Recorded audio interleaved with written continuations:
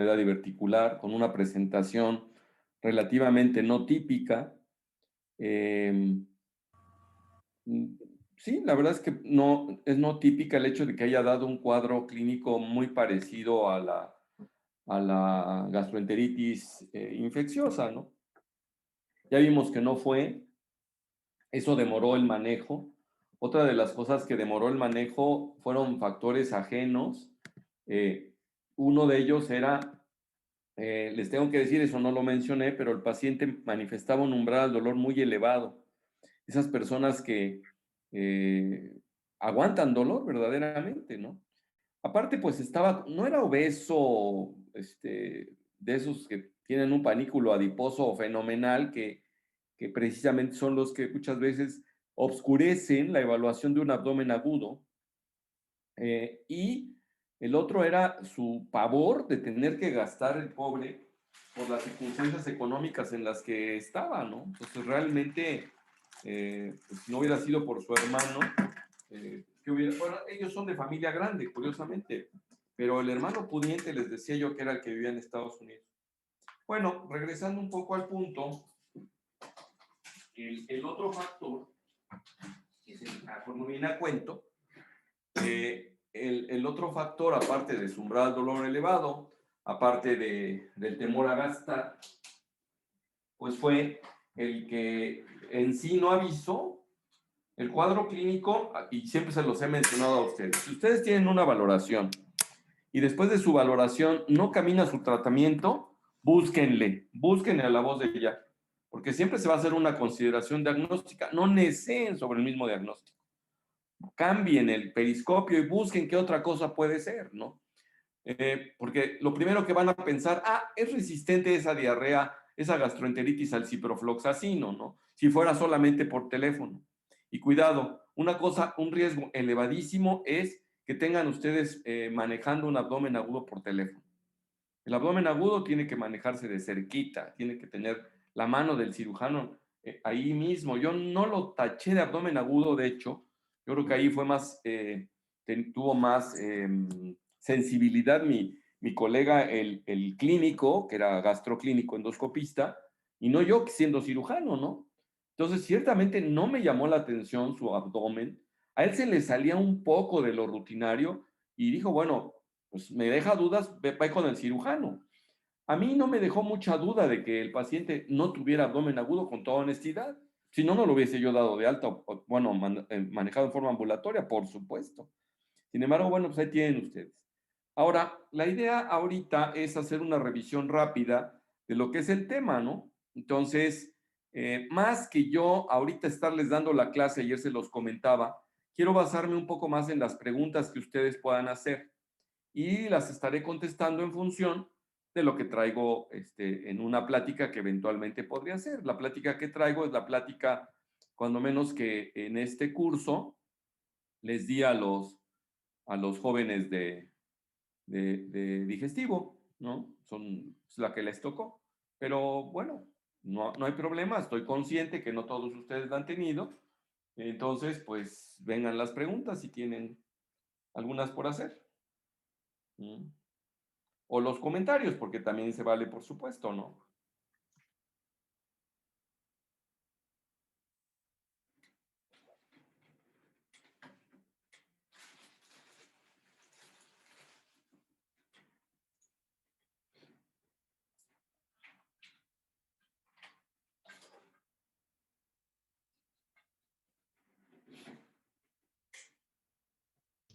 Doctor, ¿Sí? solo para estar claro respecto al caso clínico de ayer relacionado con esto, el abordaje inicial, si nosotros tenemos un paciente con las características que nos presentó ayer, dolor en fosa ilíaca izquierda, de baja intensidad y todo, para descartar enfermedad diverticular o cualquier otro proceso que me genere un abdomen agudo, iniciaríamos pidiendo una TAC. ¿Cómo abordarlo, no? Porque miren, este paciente no inicia con dolor. Inicia con un padecimiento con diarrea en número de 8 veces y no dice que tuviera dolor.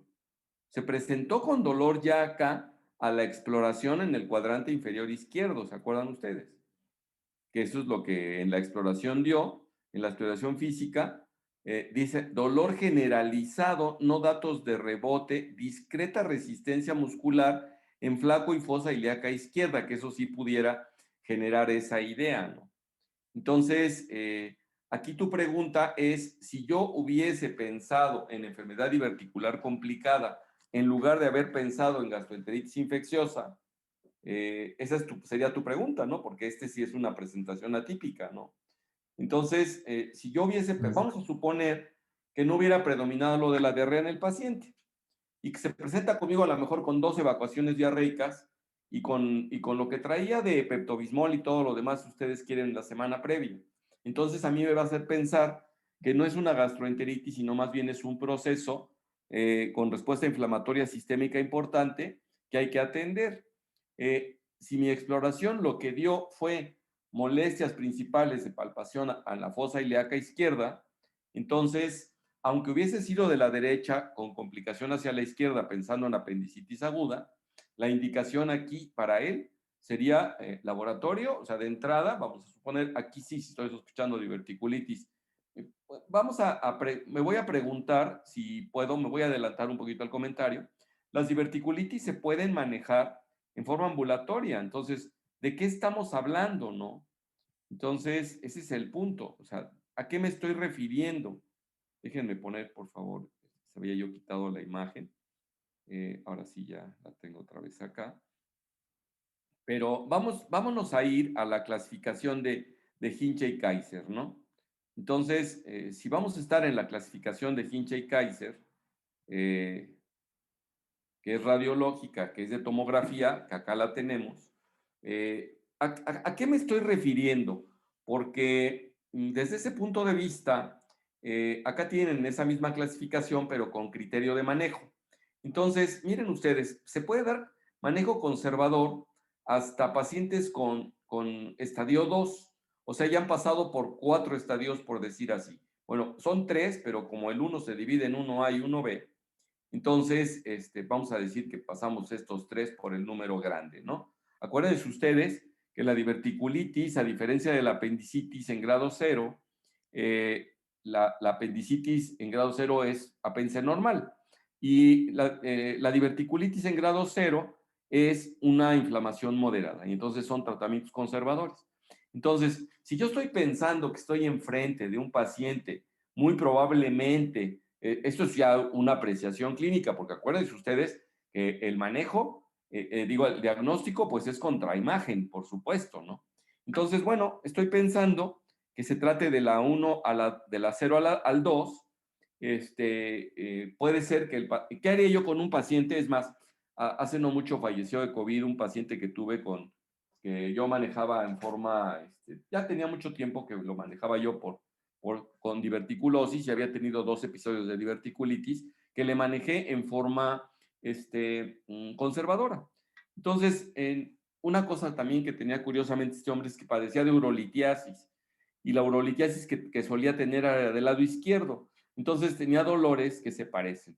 La urolitiasis, cuando está ya el cálculo rebasando el tercio medio y rumbo al inferior, da dolor en la parte lumbar baja y se irradia hacia la región de la fosa ilíaca izquierda y a la ingle y hasta el testículo. Es una característica de la urolitiasis. Entonces, en este caso, el paciente luego confundía. Ya conocedor de esto, normalmente la urolitiasis no da fiebre y no da un dolor como de resistencia muscular en la parte anterior. No suele darlo, o sea, no suele darlo. Entonces, bueno, pensando en este paciente que les estoy ahorita planteando, no en el que del caso clínico, entonces, ¿qué es lo que hacía yo? Le mandaba yo, ya pensando en diverticulitis, le mandaba yo secnidazol, 500 miligramos cada 12 horas.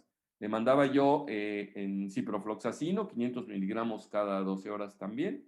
Esto lo hacía yo por entre 8 y 10 días. Le mandaba yo un antiinflamatorio de acción enzimática como es el Dansen, que tiene serratio peptidasa, y le daba yo una tableta antes de cada alimento. Y para el dolor, se lo modulaba yo con suelo, y para fiebre, suelo darle ibuprofeno. Entonces, siempre le avisaba yo, me acuerdo que en paz descanse era contador, y le avisaba yo al contador Toski, así apellidaba. Le decía yo, contador, en caso de que usted tenga más dolor a pesar de lo que estoy mandándole, para eso le decía yo, el ibuprofeno básicamente solo por fiebre, y si es por dolor y está necesitando a cada rato, hábleme, porque no vaya a ser que se complique. Ese fue este caso. En las dos ocasiones el paciente empezó a revertir y se le quitó. Este es un ejemplo. No necesité más que clínica para manejarle al paciente su problema. Otro caso que tuve. En este caso, el otro al que me voy a referir ahora, es un caso en el que pensé de entrada en enfermedad diverticular. Es más, lo hospitalicé. Es más, le mandé tomografía. Todo eso. Era un paciente más o menos de unos 78 años de edad para esa época. 76, era un paciente francés, esposo de una amiga mía que por cierto acaba de fallecer también ella. Él era fumador, pero empedernido, y traía ya secuelas, había sido operado, ya tenía un injerto porque tenía una cosa que se llamaba síndrome de Lerich, a donde se les tapan las ilíacas arterias y hace insuficiencia periférica al paciente, arterial. Entonces tenía mucha claudicación, apenas si caminaba, aparte tenía EPOC, o sea, tenía muchos factores de riesgo. El punto está en que trae un cuadro, para mí, típico de enfermedad diverticular. Edad, dolor en el cuadrante inferior izquierdo, fiebre. ¿Tú sabes qué? Lo vas a hospitalizar con datos pues de cierto peritonismo, resistencia muscular. Lo vamos a hospitalizar y le voy a iniciar tratamiento médico. Entonces le inicié doble esquema antibiótico, él lo manejé con ceftriaxona más metronidazol en hospitalización, y le mandé la tomografía, y la tomografía indicaba que tenía una diverticulitis probablemente Hinchey 2.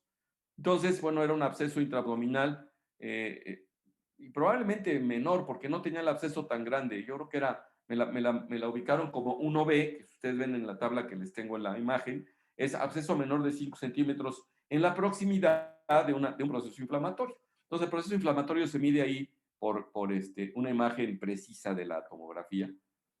Se hace tomografía simple en este caso. El paciente no tuvo fiebre, le palpaba yo el abdomen, se le había quitado el dolor, no tenía tanta molestia, y le digo, bueno, pues vamos a empezar a dar vía oral, y le empecé a dar vía oral, dije, pensando en que no quiero que pase en materia fecal formada donde están los divertículos ahorita, le voy a dar dieta líquida nada más. Le empecé a dar dieta líquida por ahí de las 48 horas, y rumbo a la noche después de la instalación de la dieta líquida, el paciente tuvo mucho dolor y de repente se puso hipotenso, con tendencia al choque. Entonces, desafortunadamente para esa época ellos no tenían muchas posibilidades económicas, y le digo, ¿sabes qué? Va a necesitar cirugía y probablemente necesite terapia. Por todas las complicaciones que trae, yo creo que tiene ahora ya una peritonitis. Lejos de revertir, aquí se avanzó y se perforó. Yo no creo que haya sido por la dieta, porque era dieta líquida, y la dieta líquida pues normalmente se absorbe en el yeyuno y si acaso en el ilion, no provoca heces. Entonces el paciente tuvo esa evolución. Entonces, si se fijan, en uno con cuadro clínico claro, a hospitalización por la clínica que me daba, más las comorbilidades con su TAC. Obviamente, química sanguínea, general de orina, les puede uno pedir proteína C reactiva, porque si está muy elevada habla de mucho proceso inflamatorio, etcétera. Todo eso se puede hacer. En el otro fue ambulatorio, ni siquiera le mandé una tomografía, pero eso sí requiere de experiencia clínica. Si no se tiene experiencia clínica y se tiene la duda de que se trata de una diverticulitis, mejor de entrada, y ahí sí ya respondiéndote directamente, mándale el ataque. Ahora, en el hubiera, oiga, doctor, ¿y por qué no le mandó usted a este paciente un ataque? Bueno, les puedo yo decir que he tenido, que les gusta, 20 pacientes con cuadros clínicos parecidos, con mucha diarrea, automedicados, mal medicados, con fiebre, que les he dado el antibiótico, se les ha quitado. Y no fue diverticulitis, ¿no? Entonces, no es por otra cosa. ¿Sí entienden el punto en ese sentido? O sea, el Sí, doctor, paciente dio un cuadro pues no más típico de diverticulitis aguda. Eso es lo que pasó. como usted comenta, la probabilidad y pues la experiencia clínica, ¿no? Me imagino que, Bueno, como usted dice, ahora yo de te 20 preguntaría a casos, ti, ante un paciente así, ¿a todos tus pacientes con chorrillo les vas a mandar TAC? Porque no vaya no, a ser que tenga, tomando en cuenta que les dije que he tenido fácil 30 de esos, y salió con diverticulitis. pues si la sospechas fuertemente, o aunque no la sospeches fuertemente, mándale el ataque. Sí vale la pena. Hay una casuística por ahí en ultrasonido, porque también es una posibilidad hacer ultrasonido, donde se pueden observar cambios inflamatorios, engrosamiento de pared y líquido o algo de líquido en la pared que puede apoyar el diagnóstico de diverticulitis, parecido al diagnóstico que hacemos en apendicitis aguda con ultrasonido. Entonces son de las otras posibilidades, ¿no? Entonces, pues al fin que aquí vamos a tener apendicitis en breve, pero luego asumo que ustedes ya saben apendicitis. Bueno, discúlpenme los que no sepan apendicitis, pero mañana ya nos enderezamos con eso y luego estaremos viendo, hoy mismo lo empezaremos, ¿no? Porque pues es el tema. Bueno, entonces ahorita acabamos de reafirmar los que no se acordaban o los que tenían duda, qué significa la clasificación de Hinchey. Entonces, este paciente, acuérdense ustedes que no tuvo una tipo 4, que es peritonitis fecal, sino que tuvo una tipo 3, que es peritonitis purulenta generalizada, y además tenía una obstrucción intestinal del paciente. Nada más para puntualizar rápido, aquí, por ejemplo, en una colonoscopía tenemos a un paciente con divertículos, y ojo, me adelanto de una vez a decirles, está contraindicado en un cuadro agudo ponerle presión al colon. Entonces, no se vale que hagan enemas varitados y no se vale que hagan colonoscopías si es que tienen diagnóstico clínico de diverticulitis aguda. Si ustedes tienen, lo que quieren descartar es enfermedad, o sea, diverticulosis, que precisamente son los términos que nosotros utilizamos. Divertículo, pues es la presencia de una bolsa aquí, nada más que, ojo, porque los divertículos verdaderos son todas las paredes, y en el caso de los divertículos del colon, en realidad son pseudodivertículos porque se hernían a través de la pared del colon, ¿no? Entonces, esa Doctor, herniación a través, ¿sí? ¿y la tomografía contrastada se podría hacer? Claro, en el caso contrastada, pero no intraluminal, sino contrastada IV, porque una forma de hacer tomografías con contraste es efectivamente con contraste dentro de la víscera que quieres ver. Entonces, si lo que quieres ver tú es el estómago y definir más o menos los bordes de sus paredes y demás, pues les puedes dar un material hidrosoluble por vía oral y intravenoso. Entonces, obviamente, se teñirá de blanco la pared del estómago, etcétera, y dará 2 tonos. Ayudaría mucho. Si piden ustedes una tomografía contrastada IV en un paciente con diverticulitis aguda, digamos, es más sensible y más específica. Nada más que a veces los pacientes con cuadro agudo, que están con taquicardia, que a veces no tienen ustedes de inmediato les van a pedir una química sanguínea y la creatinina debe estar normal. Entonces se ponen uno a pensar qué tan necesario es hacer la contrastada, y entonces nos basta con una simple, que también es bastante sensible y específica, pero lo es más si la hacen contrastada y B. No les queda duda de qué estoy hablando en cuanto a contraste. O sea, en pocas palabras, aquí les voy a mostrar un enema varitado, a donde se ve aquí un divertículo y se ven varios divertículos pequeñitos, pero en realidad aquí estamos hablando de diverticulosis, y les he puesto en la base con rojo contraindicado en diverticulitis. Lo mismo he hecho, esta es la imagen que les tengo como presentación de tema, y ustedes pueden ver acá, pues los agujeritos que van hacia la bolsa, que está hacia el exterior de la luz del colon en este caso. Acá se ven otros, 1, 2, 3, 4, 5 agujeros, y acá se ven un par de agujeros nada más, pero estos son muy característicos y son múltiples. Nada más échenle ustedes cuentas cuántos hay acá, ¿no? Aquí parece que hay 1, 2, 3, 4, no sé aquí si hay uno, ya hay 5, 6, 7, 8, 9, en un segmento de cuántos centímetros, ¿no? De unos cuantos centímetros de colon, y a veces en un mismo sitio hay 2, ¿no?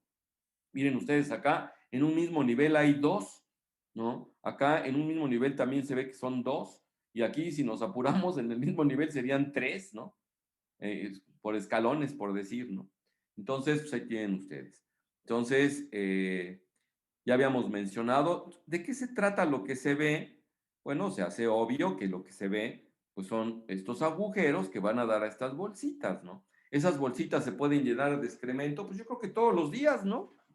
Todos los días, los que tenemos divertículos, como yo, pues, todos los días se nos mete. Acuérdense ustedes que si hablamos ya ahora de frecuencias, entonces, pues, bueno, divertículo, ya vimos qué es.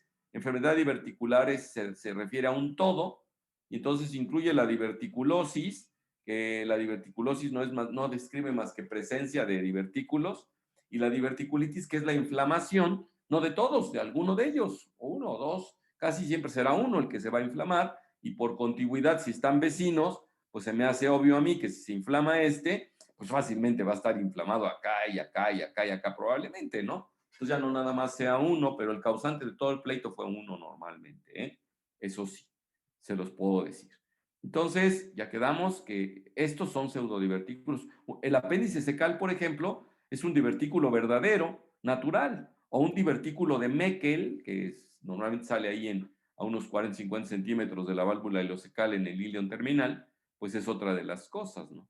Entonces, presencia de divertículos, diverticulosis. Ahí tienen ustedes. Y el sitio más frecuente de aparición, pues es ahí en el cuadrante inferior derecho. Por eso es que paciente viejo, dolor en cuadrante inferior derecho, fiebre, dolor, resistencia muscular y demás, pues diverticulitis.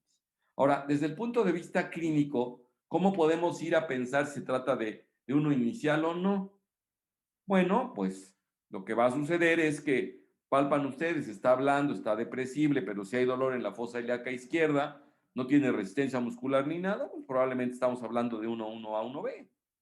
¿Qué pasa si está con resistencia muscular o de plano palpan plastrón? Bueno, pues entonces ahí sí ya la cosa cambia porque pueden estar ustedes pensando en que se trata de una diverticulitis aguda con complicación incluso, ¿no? Entonces, bueno, eso es lo que tenemos. Aquí, si ustedes suman el sigmoides, y dice aquí otros son 90%, se los pongo acá porque está publicado ahí en donde lo revisamos, que para los japoneses el lado derecho es más frecuente. Para nosotros en México y en la mayor parte del mundo son del lado izquierdo en el cuadrante inferior. Entonces, eso es lo que tenemos. Inflamación del divertículo. De los divertículos es lo que se conoce como diverticulitis. Y acuérdense ustedes que puede haber fístulas, bueno, son las complicaciones que hay. Bueno, les mandé la plática, la pueden ustedes checar. Esto de la epidemiología es importante. A partir de los 60 años, la mayoría tiene divertículos. Yo luego los comparo con arrugas en la cara, casi que casi. La etiología a veces puede estar relacionada con una dieta baja en fibra.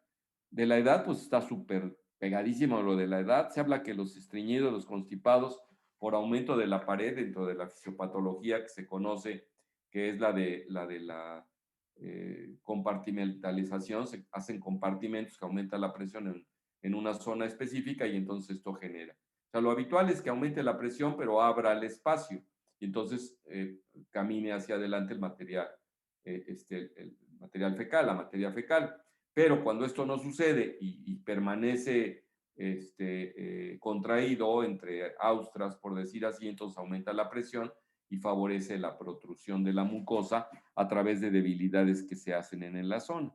Aquí en esta se puede ver muy bien cómo la muscularis genera, permite un espacio para que se salga y aquí hay otro divertículo, por ejemplo. Ahora, esto de dibujar estos apéndices epiploicos, esta grasita y esta grasa del mesenterio, luego esta grasa no está tan pequeña y definida, sino que cubre todo. Estos apéndices cubren todo y a veces les cuesta a ustedes hasta trabajo ver las paredes del colon en un sitio en pacientes obesos. Entonces, cuando eso sucede en ocasiones, sabedor que tiene el paciente divertículos y a veces con imágenes de colon previo, de colon por enema previo a esto, o una colonoscopía así, no los palpo por fuera. O sea, teniendo el sigmoides en las manos, puedo llegar a no palparlos para que tengan ustedes una idea. Entonces, bueno, acá esta tablita sí quiero que la comentemos porque en conjunto, porque tenemos que la diverticulosis, que solo es la presencia de divertículos ahí, puede no causar ningún síntoma, que eso sucede en la mayoría de casos durante toda su vida, o puede ser sintomática, y cuando es sintomática, pues la diverticulitis es la complicación a la que hacemos mención. Entonces, está la enfermedad diverticular también sintomática, sin diverticulitis. Esta es un poco discutida porque se piensa que los pacientes puedan tener síndrome de intestino irritable y que coincidan con divertículos. Y como no encuentran muchas veces la explicación, han ubicado algunos autores que existe la enfermedad diverticular sintomática sin inflamación, que eso cuesta trabajo pensarlo. Y existe la colitis segmentaria asociada a diverticulosis. Eso sí se ha visto, y ahí el intestino está engrosado, tiene proceso inflamatorio, pero luego no tiene peribiceritis, que eso es lo que se suele ver mucho en la diverticulitis. Y la diverticulitis, pues se conoce entre que sea no complicada y complicada, y de las complicaciones puede ser la formación de un absceso próximo a la lesión o distante, que se fistulice y comunique una víscera con otra o incluso al exterior, que se obstruya el intestino después de haber tenido el paciente, bueno, si el proceso inflamatorio es muy severo, se hacen a veces como balones de fútbol en la zona, ¿no? No pueden ustedes ver las vísceras de un lado porque el paciente tiene ahí un proceso plástico adherencial con inflamación aguda de matriz densa que cuesta mucho trabajo definir. Y está la perforación libre, por supuesto, ¿no? Entonces, la perforación libre fue con mi paciente. Al principio no tuvimos perforación libre, tuvimos una peritonitis, pues es que se infiere que hay perforación, pero yo en ningún momento vi, porque cuando estamos operando a estos pacientes luego aplastamos el intestino sano, una vez que ya hemos desprendido, ya está como para hacer la resección, aplastamos para ver por dónde fuga, ¿no? Tratando de hacer un poco como le hacen los llanteros a veces también, para checar que tiene una ponchadura, una llanta, ven que la meten inflada a un medio tanque de agua lleno, y están viendo a dónde salen burbujitas, pues a veces así le hacemos, ¿no? Y luego no vemos nada de eso, la verdad. Entonces, pues, es una situación interesante, ¿no? Bueno, les decía yo de la diverticular sintomática, y por eso le puse aquí dos interrogaciones, porque no me deja muy satisfecho el que exista o no exista, pero ahí está descrito. Y la colitis segmentaria, aquí si hay una inflamación inespecífica, suele ser en mayores de 50 años. Puede haber o no rectorragia discreta. Cuando hay proceso inflamatorio, no sangran mucho los divertículos, sangran muy poquito. Y es una de las complicaciones que no están descritas acá, por cierto, y que en este mismo momento yo creo que voy a agregar, porque sí vale la pena hacerlo saber. No, pero aquí no. Luego lo pongo, pero para que ustedes lo sepan, la posibilidad de complicación en este caso es la hemorragia. Y la hemorragia que surge luego en los divertículos es sin que estos estén inflamados. Entonces, la hemorragia, en el caso de la clasificación de Hinchey, no está ubicada. Porque si ustedes se fijan acá, si regresamos nosotros a la clasificación de Hinchey, no dice aquí hemorragia. Sin embargo, dentro del cuadro clínico, la hemorragia no es un factor importante. Eso sí se los puedo decir. Por ahí se habla de lo que tiene que ver con la presencia de divertículos, se habla de que genéticamente hay predisposición, ¿sí? Porque hay un 30-40% de personas que jamás en su vida los hacen. La motilidad del colon, más de estreñidos que de pacientes que evacúan normal. La dieta, que es baja en fibra. La estructura de la pared, entonces eso podría estar relacionado con la genética. El estreñimiento crónico. ¿Quién sabe por qué han encontrado una correlación entre pacientes con niveles de vitamina D bajos, que se asolean poco y que tienen una frecuencia un poco más aumentada de diverticulosis, la obesidad, la actividad física? Y también se ha visto que se complican más fácil los pacientes que tienen enfermedades de colágena, por ejemplo, personas lupi, y que consumen AINES y que consumen esteroides. Entonces, bueno, ahí tienen ustedes algunos de estos aspectos. Esto de la diverticulitis, más o menos 10 a 15% de pacientes que tienen diverticulosis desarrollan diverticulitis. Entonces, si se fijan, si estamos viendo que de cada 6, o sea, 6 de cada 10 tienen diverticulosis, y solamente 15% de esos 6, que serían 0.9, entonces 1 de cada 10 va a ser diverticulitis de los que andan a pie de 60 años. Y de los que sabemos que tienen diverticulitis, entonces ahí sí, pues 2 de cada 10 pueden hacerla en un momento dado, ¿no? Entonces, o bueno, ya conocidos con diverticulitis, pues acá están, ¿no? 1,5 de cada 10. En general, a lo mejor menos de una persona de las ambulatorias de 60 años lo van a tener, hagan sus cuentas. Entonces, se habla de que puede obstruirse el saco con materia fecal y producir una inflamación de bajo grado, se congestiona, y luego ya viene la fisiopatología parecida a la que genera la apendicitis aguda cuando se trata de un lito. Por cierto, hay algunos mitos, desde mi perspectiva, que dicen, no, es que los pacientes con diverticulosis no deben tomar semillas porque se pueden meter ahí.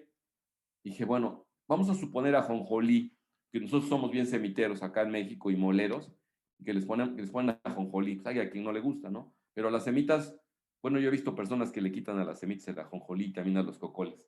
Pero vamos a suponer que comen eso. ¿Y qué es lo que va a suceder? Ah, es que se van a meter a la bolsita y te va a dar diverticulitis. Tú que sabes tienes diverticulitis. Y por acá hay en la guía de práctica clínica y con un nivel de evidencia 1 y un grado de recomendación C, que es bajón, pero la evidencia es alta. Una dieta que contenga nueces, maíz y semillas no se asocia a un mayor riesgo de diverticulitis o sangrado diverticular. Yo soy portador de diverticulosis. He tenido, les puedo decir, 3 episodios de diverticulitis. Uno incluso me llevó a que me hicieran una apendicectomía, que yo mismo pensé que tenía apendicitis, mi colega el cirujano también. El endoscopista me dijo, me hicieron un ultrasonido y yo pensaba, porque tenía dolor en fosa ilíaca derecha. Y mi divertículo era del sigmoides, pero tengo un sigmoides muy redundante que me llega casi vecino al ciego. O sea, estoy hecho así, tengo un sigmoidotes, para acabar pronto. Entonces, bueno, pues eso fue lo que me pasó. Y ustedes me preguntan si yo tengo algún cuidado para mis divertículos.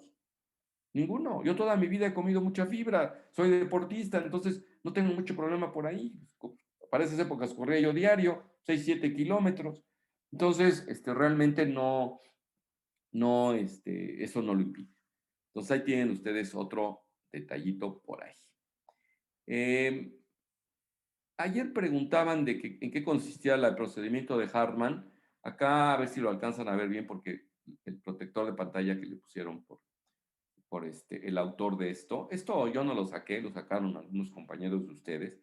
Se ve aquí la incisión media, se ve cómo se saca el sigmoides, cómo se reseca el sigmoides, están poniendo una engrapadora y cortadora, ¿no? Quitan el trozo de sigmoides que está afectado y entonces se deja una colostomía terminal y la parte inferior del recto se deja ahí. Entonces se respeta, por decir. Eso es lo que se conoce como procedimiento de Hartmann. Incluso al recto que queda abajo, que normalmente son 15 centímetros, a ese se le llama bolsa de Hartmann. Yo antes pensaba que la bolsa de la colostomía que se le ponía era la bolsa de Hartmann, que son la idiosincrasia y la ignorancia, ¿no? Que eso es lo que a veces sucede. Ojo con la hemorragia. Una de las cosas que sucede con las hemorragias del tubo digestivo en general, ahora que vayamos a ver esto, que ya se los he mencionado aquí, la mayoría de hemorragias de tubo digestivo cesa hasta en un 80%, entonces la mayoría en forma espontánea. Eso es lo que tenemos. Y en el caso de diverticulosis, la posibilidad de sangrado es de 20 a 30%. Entonces eso es lo que tenemos. Bien, no sé si quieran hacer alguna pregunta o comentario. Claro, estos pacientes a los que se les hace esta operación, tiempo después, dependerá cuándo se las hacemos, cuando tenemos hinches 3 y 4, como el que de nuestro caso clínico, que fue 3, se le hizo la colostomía y en este caso un año después lo cerré. En la mayoría de casos, por ahí de los 5 o 6 meses ya estamos, no es de cerrar, hay que desmantelar la colostomía, hay que despegar el intestino con cuidado y hay que hacer una anastomosis intestinal, ¿no? Entonces, cuando a mí me dicen, yo no programo cierre de colostomía porque algunos piensan que nada más la suturan. No, no, no. Es una cirugía compleja y muchas veces cuando viene el paciente de haber tenido peritonitis, pues más compleja, ¿no? Entonces, al respecto, les digo, vamos a hacer una resección intestinal y anastomosis. ¿Por qué es la resección intestinal? Para quitar una colostomía. Entonces ya la gente entiende mejor de qué se trata. Entonces, ¿alguna pregunta o comentario hasta acá o aportación si quieren ustedes? Disculpe, Ayer les doctor. mostraba yo esta imagen donde decía que el tratamiento quirúrgico es para la perforación libre con peritonitis generalizada, cuando se obstruyen, cuando tienen abscesos que pues a veces, algunos abscesos se puncionan nada más y se drenan, sobre todo en Hinchey 3, en 2, perdón, en el 2, que el absceso es más grande, no responde, entonces hay que operarlos. Si se fistuliza y si no mejora, a pesar de tratamiento adecuado. Perdón, iban a hacer una pregunta, venga.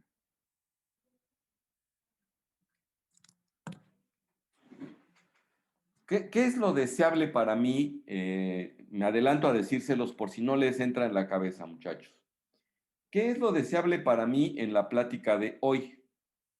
Que ustedes casi que se sepan de memoria las láminas que les mandé. Es una plática que está, pues, que casi tiene todo lo que se necesita saber de enfermedad diverticular. Número 1. Número 2, ayer vimos un caso clínico complejo y ya lo comentamos, hicimos diagnóstico diferencial, hicimos el ejercicio. Entonces, varios de ustedes se dieron cuenta lo que les falta para empezar a resolver eso y el conocimiento que les falte. Algunos pues ya se acercan más, ¿no? Entonces, pues, ¿qué es lo que me gustaría? Pues que sean dudas muy razonadas, ¿no? Ya con conocimiento de causa. Ahorita hice un repaso rápido, pero pues a ver, venga, ibas a preguntar. Doctor, ¿por cuánto tiempo se da la terapia ambulatoria? La terapia ambulatoria, que es el tratamiento para la diverticulitis, los pacientes dejan de tener molestia entre el sexto, séptimo día hasta el decimosegundo. Entonces yo normalmente les mando 10 días de tratamiento, a veces 8, y cuando ya se sienten muy bien desde el día 5, 4 o 5, se los dejo hasta el día 8. O sea, normalmente les dejo 3 días más del tiempo donde ya cesaron las molestias. Lo primero que sucede es que se les quita la fiebre y después empiezan a dejar de tener molestias dolorosas. En lo personal, cuando yo estaba con mi cuadro de diverticulitis aguda, me acuerdo que, para eso, a mí me dieron tratamiento conservador en todos mis casos. La primera vez cuando me operaron de apendicectomía, cuando se da cuenta, en esa ocasión quedé dormido, me sedaron un poco, me pusieron un bloqueo.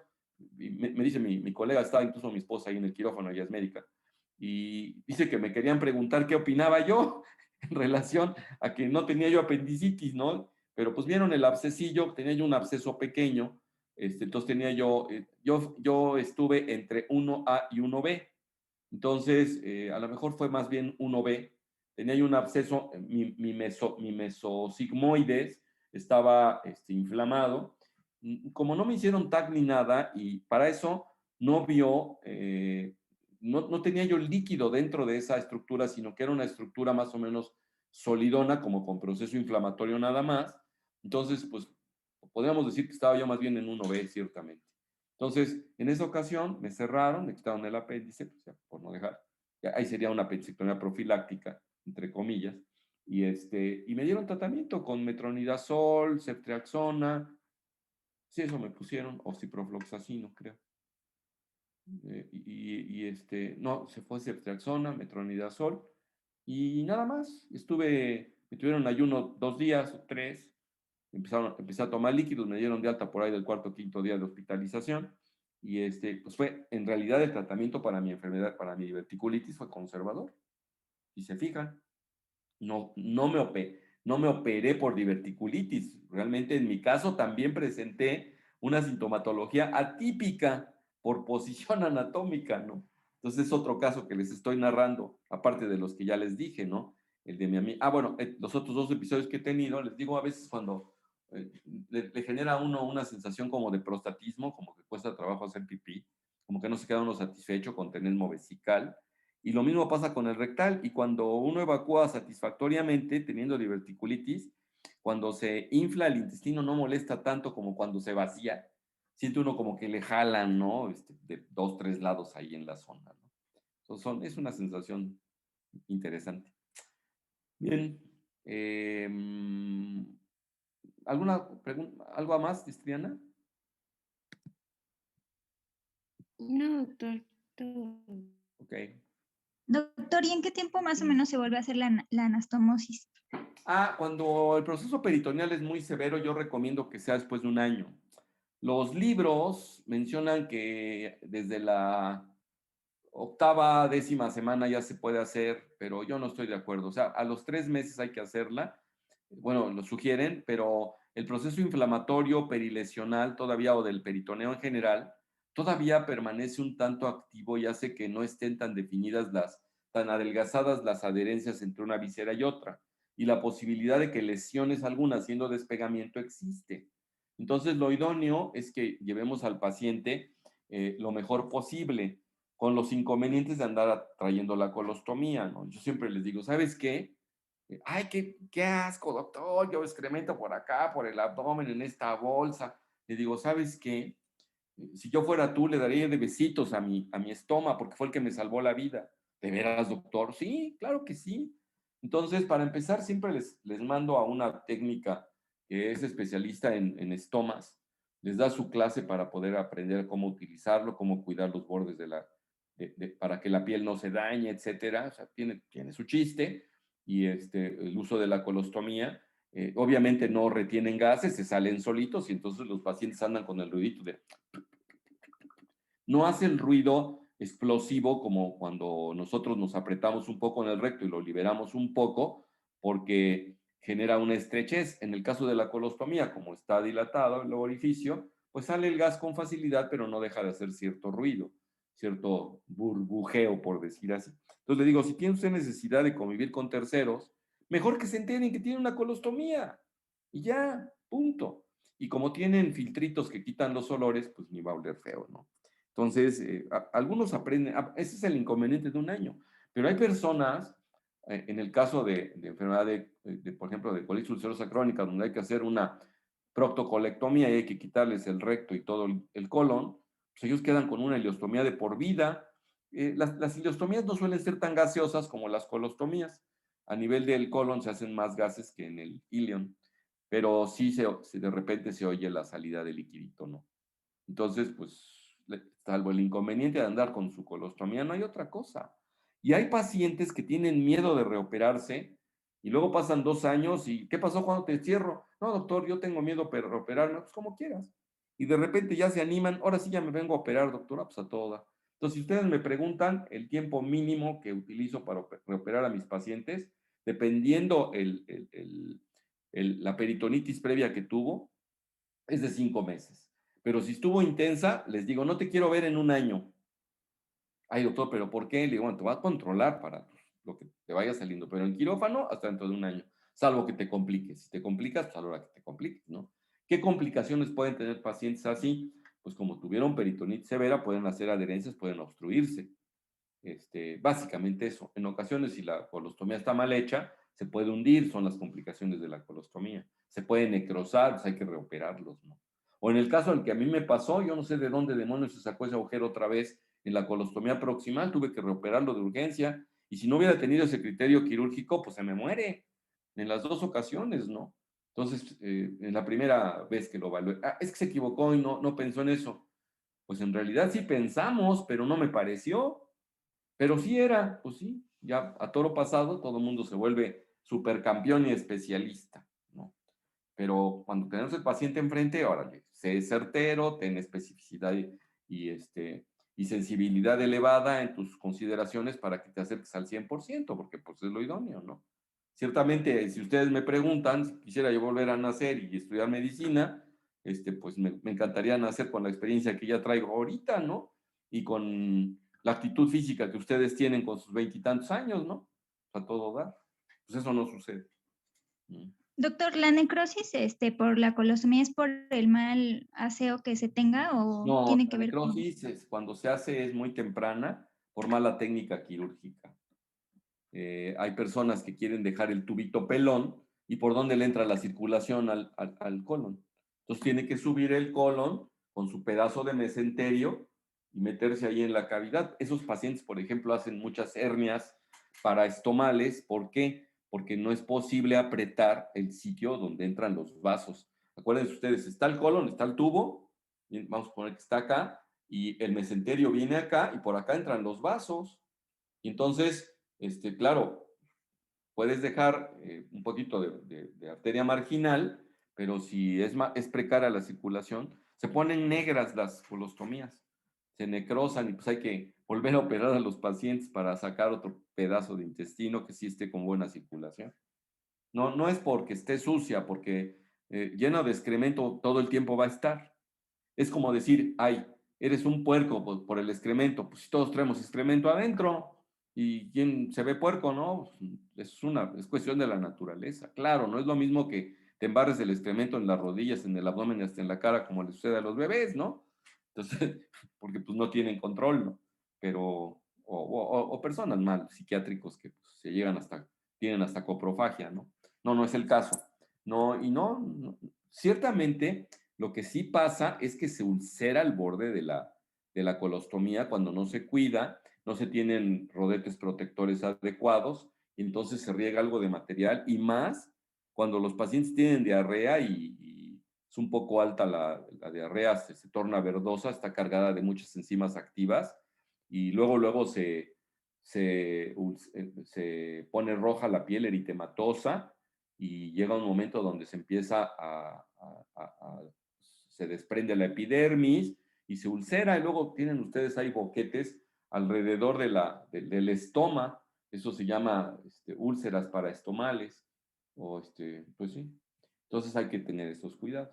Pero no se necrosa por el hecho de que esté con popó. Normalmente pues tira el popó, incluso se deja una rosetita en el estómago para que se vea bonito ahí. ¿Qué otra cosa? Acá, Gracias, doctor. acá pueden ustedes ver cómo queda una rosetita. Tienen imagen, ¿no? Entonces, si se Sí, fijan acá el estómago, es como si pararan los labios, ¿no? Tuviera los labios parados, está como una especie de volcancito. Entonces, pues, si ustedes tienen un rodete acá, que normalmente es un rodete de una especie parece gel, la barrera, que se conoce, esa barrera tiene como una especie de gel. Entonces, pero no es un gel líquido, ¿no? Sino parece un plastiquito blandito, por decir así, y eso es lo que tenemos, ¿no?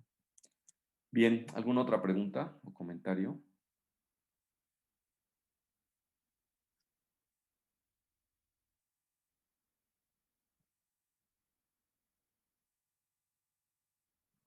¿Cómo prevenir los divertículos? Pues recomendando fibra, básicamente.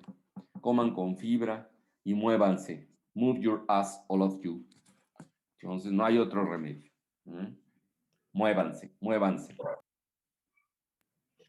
Doc, y a pesar del tratamiento que ya se les dio, el paciente va a seguir, bueno, y como dice el tratamiento, hay la posibilidad de que siga generando divertículos, ¿no? A pesar de que ya incluso le hizo la cirugía, o sea, en otra sección del colon. Bueno, algo que pasa, antes se tenían criterios distintos para cuando tienen indicación quirúrgica, ¿no? Antes se decía que si en el mismo año tenías 2 episodios ya había que operarse. En la actualidad la verdad es que no, ya se quitó la idea de operar, el riesgo-beneficio es mejor con manejos conservadores. Si puedes tener 4 o 5 casos Ahora que se hace la cirugía por la paroscopía y que la lesión es menor, incisiones más chiquitas y todo, algunos cirujanos aficionados a esto le dicen, no, si no quieres volver a tener diverticulitis, quieres tener la certeza de que no te va a dar y no te quieres morir de diverticulitis, te quito el sigmoides. Y pues sí se vale, aplica, pero no son las indicaciones en la actualidad, ¿eh? Entonces, les quitas el sigmoides y ya es poco probable que hagan más divertículos y se te compliquen. Yo tengo otra paciente, porque esto es muy frecuente, a ella la operé por sangrado. Tuvo un par de episodios de sangrado, mucho dolor, y me dice, oye, yo no quiero tener más problemas. Entonces ella en forma electiva le quité el sigmoides y tenía muchos divertículos. Y casualmente, después como de 10 años de operada, hace poco tuvo sangrado tubo digestivo bajo. Y le pedí a un colega mío coloproctólogo que le hiciera de urgencia una colonoscopía y le encontró un divertículo un poquito por arriba del ciego, que dice que era el único que observó y con un coagulito adentro. Entonces le sangró ese mugroso divertículo que era el único que le quedaba. Entonces andaba medio ciscadona. Tú sabes que olvídate, no te va a volver a sangrar a fuerza. Entonces, se llama Laura. No, Lauris, te digo, tranquila, ya es una mujer de más o menos de mi rodada. Entonces, esta es una profesora jubilada. Entonces, bien, con ella, no tiene problema. Ya después de esto, afortunadamente. Pero sí, y me tocó otra persona a donde tuve que hacerle una colostomía del transverso y era tal la cantidad de adherencias que le encontré a ella y cuando le hice un colon por enema para determinar dónde tenía divertículos desde el ciego hasta el sigmoides, que les puedo decir fácilmente 800. Entonces, ¿qué le iba yo a hacer a esa paciente? Una colectomía total y luego con adherencias a lo bestia. Ah, y para eso padecía de artritis. Su esposo era doctor, por cierto, era médico familiar, pero luego, como no se le quitaba la artritis, la señora era muy, muy dominante y el médico era muy, muy receptivo. Era una pareja curiosa, ¿no? Una señora muy bella, ya mayor. Cuando yo los vi, ella debía haber tenido como 70. Por cierto, eran papás de un ex compañero mío de la prepa que me llevaba 3 años. Lo conocía yo bien. Y o sea, no éramos compañeros, yo iba en secundaria y él en prepa, pero en la misma escuela, entonces nos conocíamos bien. Y me acuerdo que eh, esa vez le pusimos, llegó anémica la señora, le tuvimos que poner, le pasaron yo creo que 2 gotas de sangre y ya estaba haciendo una reacción anafiláctica porque resulta que les daban hemoterapia. Iban con un médico que según esto le quitaba la artritis y él mismo se quitaba sangre y se la ponía intramuscular a la señora. Así de ese tamaño, ¿no? Y siendo médico el señor, ahí me llamaba mucho la atención. Ve uno cada cosa que no se pueden imaginar. Entonces la señora era súper alérgica a cualquier tipo de sangre, podría decirse, y súper alérgica incluso, según me decía su esposo, el doctor, es alérgica a la dexametasona, doctor. Decía yo, bueno, ¿y entonces con qué le quitan el episodio de alergia severa, ¿no? Entonces a paciente le dije, ¿sabe qué? No le voy a cerrar jamás su colostomía, va a andar de por vida con su colostomía. Y así le hizo, ella se murió con su colostomía ya mayor. Y lo que dio al traste es que el señor dejó de sentirse útil y tuvo una depresión profunda que dejó de hablar el señor. O sea, yo creo que llegó un momento donde tuvo que fugarse de su vida. Me acuerdo que, híjole, no me dejaba dormir, me hablaba fácilmente 2, 3 veces a mi casa en la madrugada, que porque su señora tenía dolor abdominal, les digo, muy dominante la señora, el doctor muy receptivo, siempre le seguía la corriente, se lo echaba encima y cuando ya lo chutaron, el pobre tuvo una depresión que así se murió, deprimido porque él ni comía. Un día lo vi en una silla de ruedas, nos llevábamos muy bien y le digo, ¿qué pasó, don Nicolás? ¿Cómo está? No me habló, estaba con la mirada fija, clavada hacia adelante, parecía catatónico, de esos casos raros, ¿no, muchachos? Fíjense cómo voy acordando de varios aspectos de la vida real, relacionados con diverticulitis y con diverticulosis. ¿Alguna otra pregunta en los segundos que nos quedan?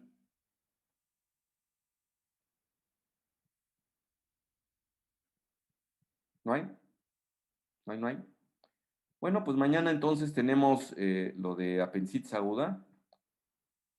Eh, Hoy es jueves, no, mañana no, es el lunes, ¿verdad? Descansan de mí. O sea, me ubiqué mentalmente en miércoles común. Según Doctor, esto, y sí, perdón, venga.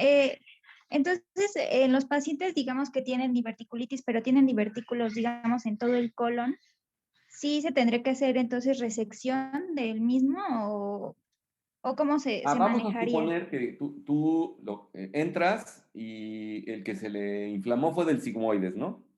Y te diste cuenta, te percataste que hay divertículos en el transverso y en el ascendente, ¿no? Esa es tu pregunta, ¿no? Sí, sí, doctor. Bueno, entonces lo que haces es, si tuviste la necesidad de resecarle el segmento del sigmoides a donde estaba inflamado, te pescas la parte proximal, le haces su colostomía y no, lo vuelves a cerrar con todos sus divertículos, que se le pueden inflamar después, pues corre el mismo riesgo que el que corrió antes, que fue del 10%, 10 a 15%. ¿Mm?